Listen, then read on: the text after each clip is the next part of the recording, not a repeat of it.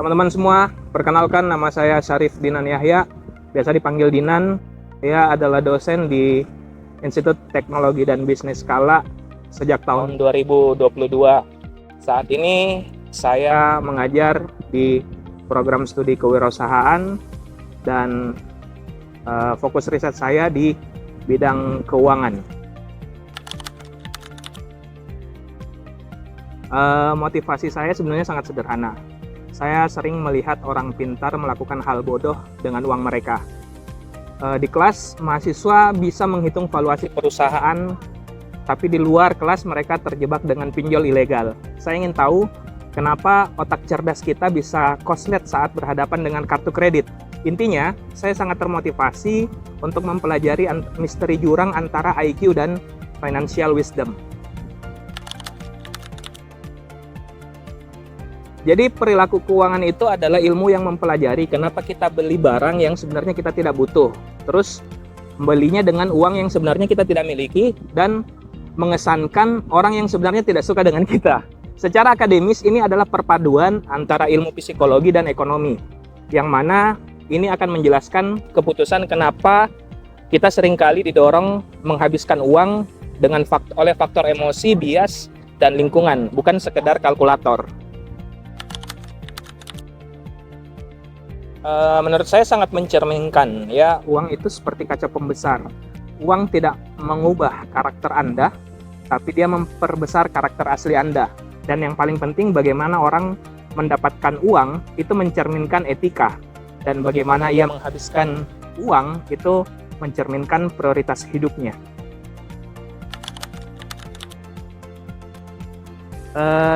Sederhana, keputusan rasional selalu Anda bisa jelaskan dalam 30 detik dengan data, dan kalau keputusan emosional itu biasanya tergantung oleh mood ya, sedih, senang, takut ketinggalan, dan penjelasan Anda setelahnya itu akan dipengaruhi oleh pembenaran gitu. Oke, saya percaya 80% dipengaruhi oleh pengalaman hidup. 20%-nya itu dipengaruhi oleh pendidikannya. Jadi pendidikan itu seperti Anda baca resep gitu. Nah, kalau pengalaman hidup Anda berantakan atau dapur Anda berantakan, hasilnya itu tetap gagal. Pengalaman pahit berutang misalnya seringkali menjadi guru keuangan terbaik, meskipun itu menjadi hal yang paling menyakitkan. Temuan paling mengejutkan dari penelitian selama ini adalah adanya halo effect versi Indonesia. Jadi halo effect itu kita menemukan bahwa orang yang lebih cenderung berani ambil risiko investasi hanya karena melihat influencer atau teman mereka pamer keuntungan yang lebih besar. Jadi FOMO, fear of missing out. Ternyata pamer kekayaan di sosial media lebih kuat daripada semua teori diversifikasi investasi yang ada selama ini. Oke, objektivitas ya. Jujur sulit karena ya kita juga manusia. Kami memahami bahwa memisahkan kisah dan data itu sangat penting. Jadi emosi adalah data, kisah sedih yang kami dengarkan itu kita ubah menjadi variabel terukur seperti risk tolerance atau tingkat self control. Kami tidak menghakimi, tapi kami hanya mengkuantifikasi drama yang ada. Tentu, jadi perbedaan utamanya itu adalah di kecepatan. Generasi Z dan generasi milenial itu horizon waktunya itu pendek. Jadi mereka punya kecenderungan untuk kaya dengan lebih cepat, terus utang konsumtif yang digital kayak pay later itu lebih dominan di mereka.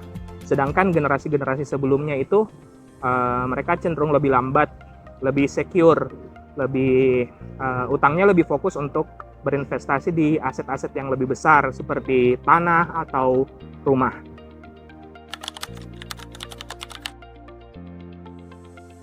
Kalau bahas pinjol menarik ya. Jawabannya itu ada di segitiga maut. Kebutuhan emosional, kecepatan teknologi, sama bias overconfidence.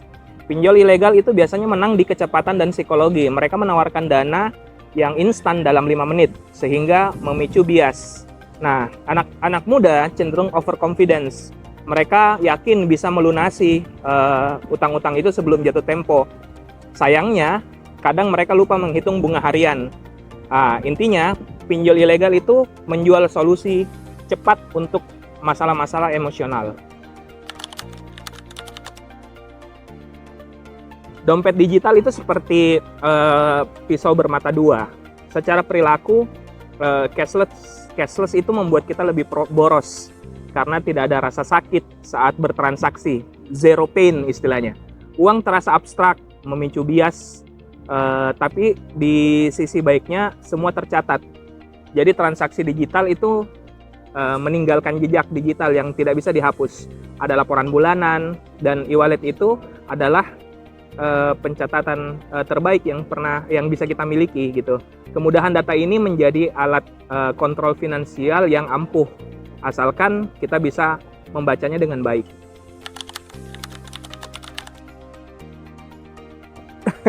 Media sosial itu kayak TikTok, Instagram, itu saat ini kayak Wall Street versi karaoke.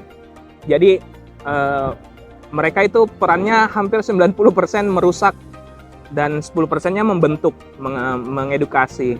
Mereka menjual narasi kaya dengan cepat, pamer kekayaan, ya kayak halo effect tadi.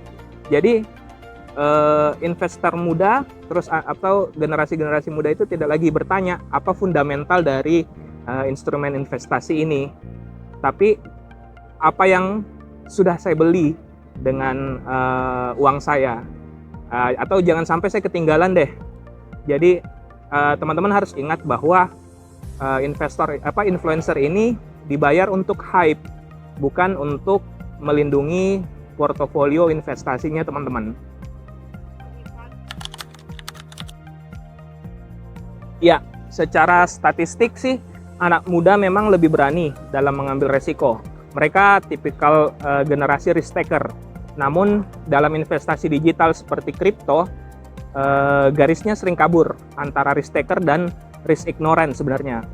Horizon waktu kripto itu diukurnya sangat sebentar, bahkan dalam hitungan menit atau jam. Bukan seperti instrumen investasi yang tradisional yang memperhatikan fundamental. Anak muda melihat volatilitas harga ini sebagai peluang, bukan sebagai resiko, dan fokus pada potensi keuntungan 1000% atau ratusan persen, tapi mengabaikan potensi kerugiannya juga yang lebih besar. Ini kami sebut sebagai bias optimisme yang konyol.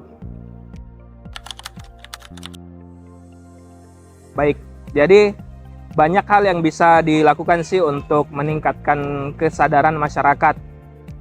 Misalnya kita melakukan campaign literasi keuangan di desa misalnya, atau di masyarakat kota. Bahkan juga kita bisa mulai dari sekolah sebenarnya. Anak-anak sekolah itu perlu untuk diajarkan bagaimana mereka mengelola uang mereka sejak dini, sehingga nanti ketika mereka sudah dewasa, mereka bisa lebih memahami dan lebih bijaksana dalam mengelola uang mereka. Jadi untuk hal-hal yang bisa dilakukan sih banyak ya. Misalnya memasukkan mata kuliah literasi keuangan di kurikulum itu juga bisa menjadi solusi. Terus memperbanyak lokakarya ataupun kegiatan-kegiatan seminar yang mengedukasi anak-anak muda itu juga bisa dilakukan. Selain itu, ada juga praktek-praktek pengelolaan keuangan sehat yang bisa dilakukan anak-anak muda kita saat ini, sehingga mereka nanti bisa lebih aware dan teredukasi terkait pengelolaan keuangan mereka sih sebenarnya. Jadi dua-duanya penting sebenarnya. Jadi dia harus diajarkan supaya generasi muda itu paham secara teori dan dialami. Itu penting supaya mereka bisa merasakan experience-nya. Tapi tidak harus mengalami sendiri sebenarnya. Mereka juga bisa mendengarkan dari cerita-cerita orang lain, sehingga bisa mengambil pelajaran dari pengalaman-pengalaman keuangan orang lain.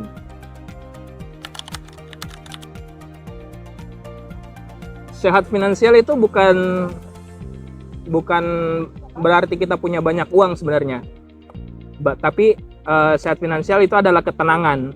Bagaimana kamu bisa tidur tenang, tidur nyenyak di malam hari. Tidak membiarkan uang mengontrol Anda, tapi Anda yang mengontrol uang. Dan cara menghabiskan uang itu adalah gambaran dari nilai atau prioritas hidup kamu. Jadi pesan saya itu, uang adalah alat, bukan identitas. Jadi kita tidak bisa membeli kebahagiaan sejati dengan uang, tapi bisa membeli waktu dan pilihan. Prioritaskan kebebasan waktu, bukan mengejar status sosial. Jangan habiskan waktu terbaik Anda untuk mengejar uang, sehingga tidak punya waktu untuk menikmatinya.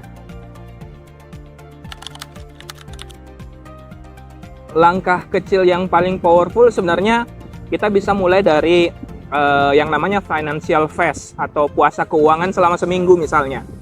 Bukan tidak mengeluarkan uang sama sekali, tapi kita coba untuk melakukan menahan pengeluaran non esensial sebenarnya.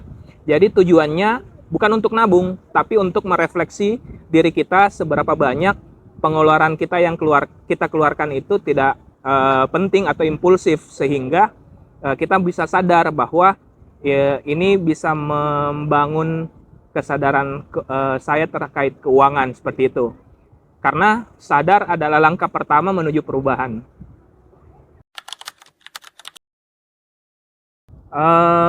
Harapannya sih di masa depan mungkin banyak anak muda yang sudah melek finansial, terus mandiri dan bertanggung jawab terhadap keuangan mereka sendiri.